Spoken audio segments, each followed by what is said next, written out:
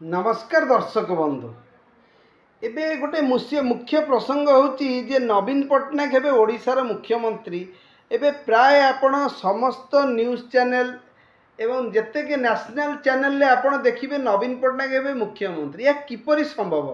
कारण ये मासे हैला तो आमर डबल इंजिन सरकार हेची एवं मोहन माझी ओडिशार मुख्यमंत्री हेइचंती, किंतु तथापि लोक मानेकर गोटे धारणा एवं सबू न्यूज चैनल कहते नवीन पट्टनायक हेबे मुख्यमंत्री। तार कारण है नवीन बाबू जब मुख्यमंत्री होती, नवीन बाबू तो बहुत खुशीर सहित जा निजर इस्तीफा देते, किंतु बीजेपी कौन कर जो दिन टू से सरकार को आसिले से बीजेडी की भांगिया चेष्टा कर राज्यसभा दुईटी एमपी कैंडिडेट को किणी सारे आपण मैंने भल भाव यहाँ जानी। तेणु बीजेपी कौन निजे सरकार हाई सिक्योर नुहति कि से 5 वर्ष सरकार करिए बोली।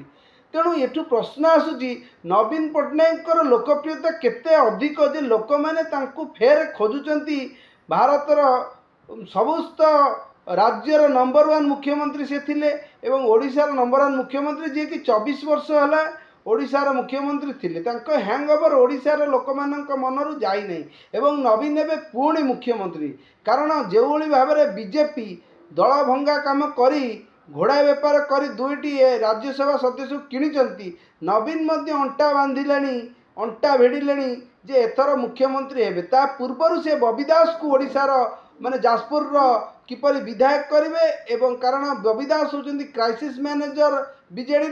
तेणु सी बबी दास को ओडिशार फेर जाजपुर टाउन रो विधायक करेंगे, से अंटा भेड़िले एवं सुजाता साहू जे जाजपुर विधायक अच्छा सी इस्तीफा देवे एवं ओडिशा रे हब फेर बाई इलेक्शन एवं ता पूर्वर विभिन्न एमएलए एमपी सहित भितरिया बुझामणा चली किपरि दल को से माने आसिबे, नवीन दल को भांगिबे एवं नवीन फेर हेबे ओडिशार मुख्यमंत्री।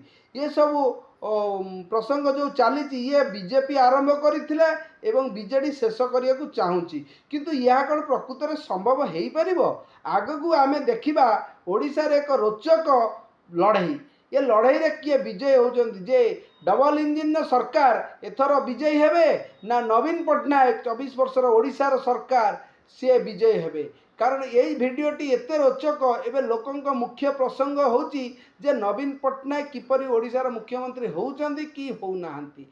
एवं सुभद्रा योजना माध्यम रे मोहन माझी मध्य निजर पॉपुलारिटी साब्यस्त कर सारी एवं आगकू रहा कौन घटिबो। भिडियोटी किपरि लागिला लाइक करेंगे, शेयर करेंगे और सब्सक्राइब करेंगे एवं निजर मत देवे।